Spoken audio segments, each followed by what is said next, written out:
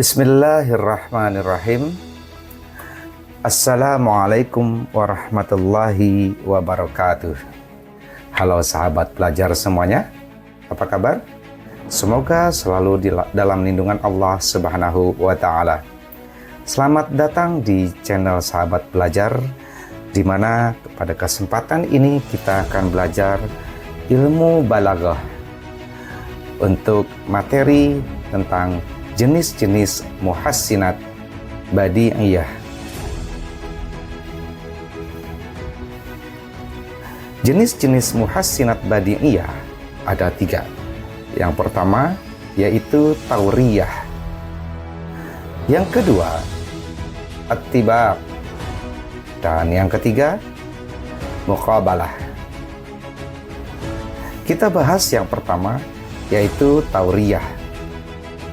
Tauriyah menurut bahasa artinya adalah menyembunyikan sesuatu. Dan menurut istilah yaitu mengucapkan suatu kalimat yang memiliki lebih dari satu makna.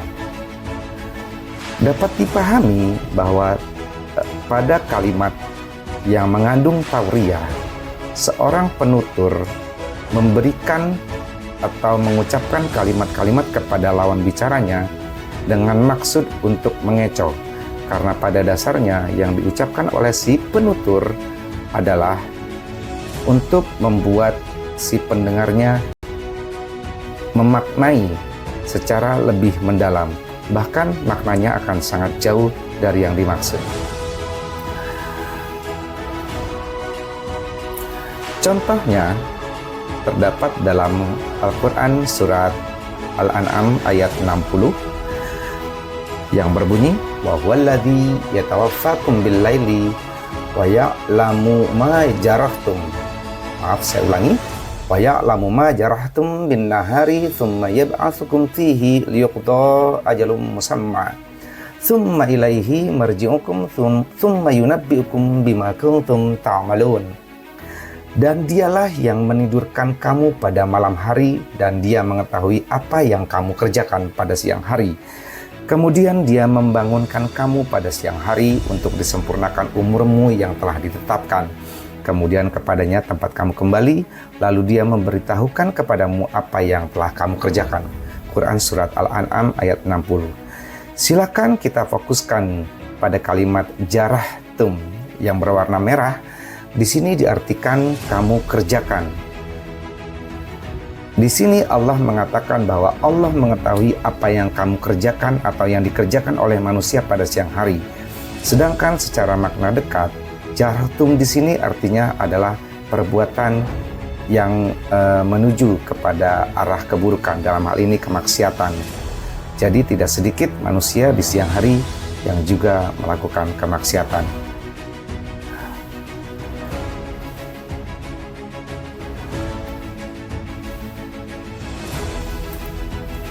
Contoh berikutnya diambil dari Quran Surat At-Taubah ayat 29.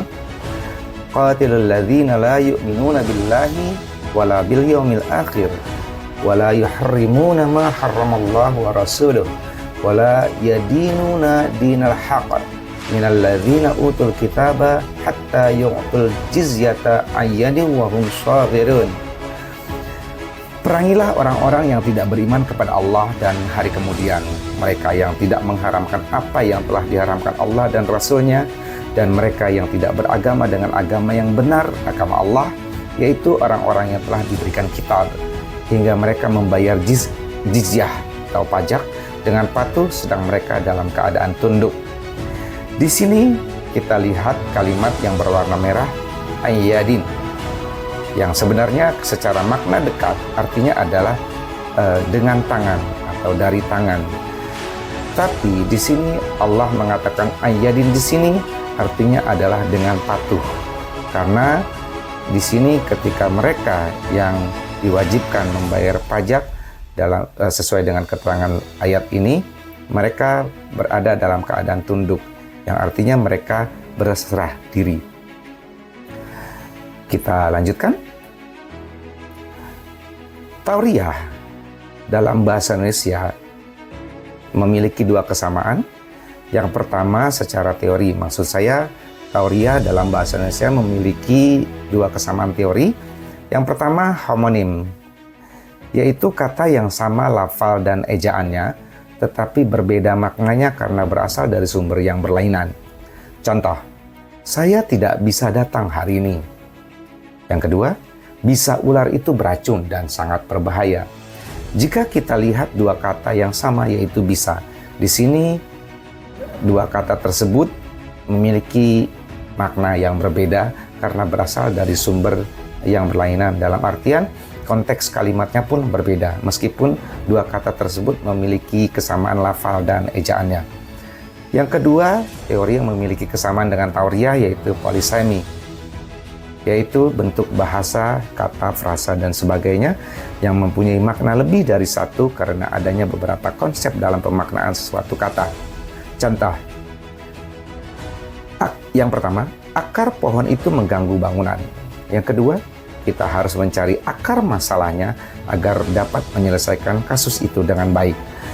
Jika diperhatikan, dua kata yang sama ini jelas memiliki makna yang berbeda. Untuk lebih jelasnya, silakan baca pada referensi kaitannya dengan teori-teori tata bahasa Indonesia, dan silakan juga cari pengertian serta penjelasan tentang homonim dan polisemi. Kita lanjutkan. Yang kedua, tibak. Tibak artinya adalah berkumpulnya dua kata yang berlawanan dalam satu kalimat. Dan tibak terbagi kepada dua. Yang pertama, tibak ijab, yaitu tibak yang kedua kata yang berlawanan tidak berbeda dalam hal positif dan negatifnya. Artinya, dua kata yang berlawanan masing-masing memiliki arti kata yang juga berlawanan, namun lafalnya serta ejaannya juga berbeda.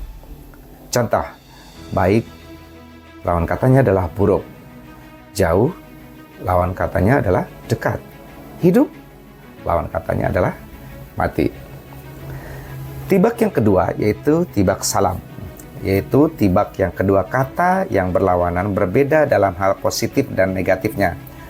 Contoh, antara kata yadri artinya mengetahui dan la yadri artinya tidak mengetahui. Di sini pada tibak salam, untuk kata yang berkonotasi negatif dalam bahasa Arab ditambahkan dengan huruf la yang artinya tidak. Kita lanjutkan. Contoh tibak ijab. Wa ahallallahu al-bai'a wa harrama riba. Wa ahallallahu al-bai'a wa harrama riba. Allah telah menghalalkan jual beli dan mengharamkan riba. Kita bisa lihat pada kata-kata wa ahallallah, maaf maksud saya wa ahalla, kemudian wa harrama. Ini adalah dua kata yang berlawanan, yaitu halal dan haram. Berikutnya contoh tibak salam. Hal yastawil ladzina ya'lamuna wal ladzina la ya'lamun. Hal yastawil ladzina ya'lamuna wal ladzina la ya'lamun. Apakah sama orang-orang yang mengetahui hak-hak Allah dengan orang-orang yang tidak mengetahui? Kita fokus pada kata ya'lamuna dan la ya'lamuna. Ini adalah dua kata yang berlawanan dalam artian secara konotasi positif dan negatifnya. Kita lanjutkan. Tibak dalam teori bahasa Indonesia bisa disamakan dengan antonim. Apakah yang dimaksud dengan antonim? Ya, kata antonim berasal dari bahasa Yunani kuno, yakni dari kata onama, berarti nama, dan anti, yang berarti berlawanan. Sehingga antonim adalah suatu kata yang memiliki arti berlawanan atau bertolak belakang. Antonim sering juga disebut dengan lawan kata. Kita masuk kepada yang ketiga, yaitu muqabalah. Muqabalah adalah didatangkannya dua makna atau lebih di bagian awal kalimat, lalu didatangkan makna-makna yang berlawanan dengannya secara tertib pada bagian akhir dari kalimat tersebut. Contoh muqabalah dalam Al-Quran diambil dari Quran Surat Al-A'raf ayat 157. Wa yuhillu lahumut thayyibati wa yuharrimu alaihimul khaba'ith. Sekali lagi. Wa yuhillu lahumut thayyibati wa yuharrimu alaihimul khaba'ith. Artinya menghalalkan segala yang baik bagi mereka, mengharamkan segala yang buruk bagi mereka. Silakan fokus pada kalimat wa yuhillu lahumut thayyibati wa yuharrimu alaihimul khaba'ith. Di sini sudah saya tandakan kata-kata yang masing-masing memiliki lawan katanya dengan warna yang sama. Pada kata yuhillu, lawan katanya adalah yuharrimu, dan at-thayyibat lawan katanya adalah al-khaba'ith.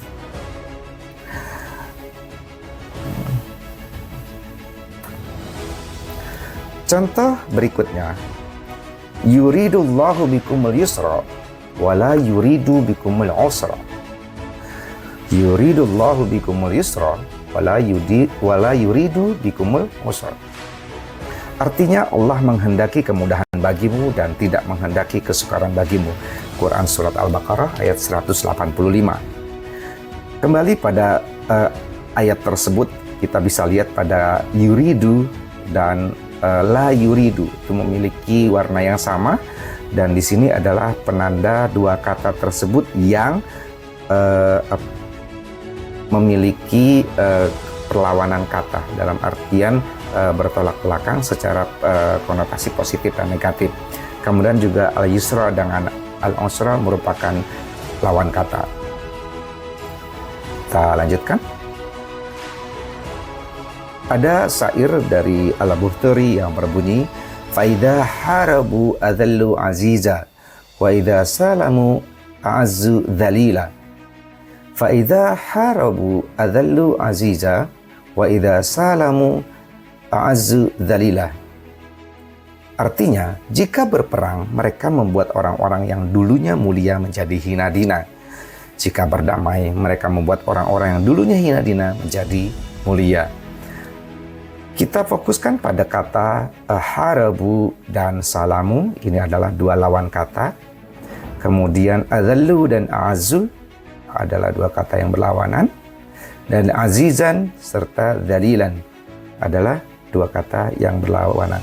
Di sini sudah saya berikan penanda untuk lebih mudah dipahami dengan memberikan warna pada kata-kata yang berlawanan. Kita lanjutkan. Ya, kesimpulannya, tauriyah adalah kata yang maknanya disembunyikan sehingga jauh dari makna yang sebenarnya, atau di sini adalah pengecoh yang dilakukan oleh si penutur kalimat pada lawan bicaranya. Dalam bahasa Indonesia, tauriyah bisa disandingkan dengan homonim atau juga polisemi. Tibak adalah kata yang berlawanan makna dilihat dari bentuk atau pelafalan, makna, dan juga penyebutannya. Di sini menggunakan kata tidak dalam bahasa Indonesia, yang dalam bahasa Arab adalah kata la atau berbunyi huruf la. Selanjutnya, muqabalah adalah tibak yang terhimpun atau bertemu dalam satu kalimat dengan jumlah lebih dari dua kata yang berlawanan. Jadi diawali dengan satu atau dua kata, kemudian disambung dengan kalimat berikutnya yang juga mengandung satu atau dua kata yang berlawanan dengan kata yang ada pada awal kalimat. Nah, itu adalah muqabalah. Baiklah, video ini selesai. Semoga bermanfaat dan dapat dipahami. Atas nama pribadi dan juga atas nama pemilik channel ini mengucapkan jazakumullahu khairan katsira. Terima kasih kepada Anda-Anda yang sudah menyimak dan menonton video ini. Mohon bantuannya untuk subscribe dan like, juga memberikan komentar atau memberikan masukan-masukan jika ada mungkin kekurangan atau kesalahan pada penyampaian materi dalam video presentasi ini yang berkaitan dengan ilmu balaghah, di mana kita membahas tentang tauriyah, atibaq, dan juga muqabalah. Akhir kata, saya selalu berdoa untuk kita semuanya. Semoga Allah senantiasa melindungi kita semuanya. Sampai jumpa di video selanjutnya. Wallahu muwaffiq ila aqwamit thoriq. Assalamualaikum warahmatullahi wabarakatuh.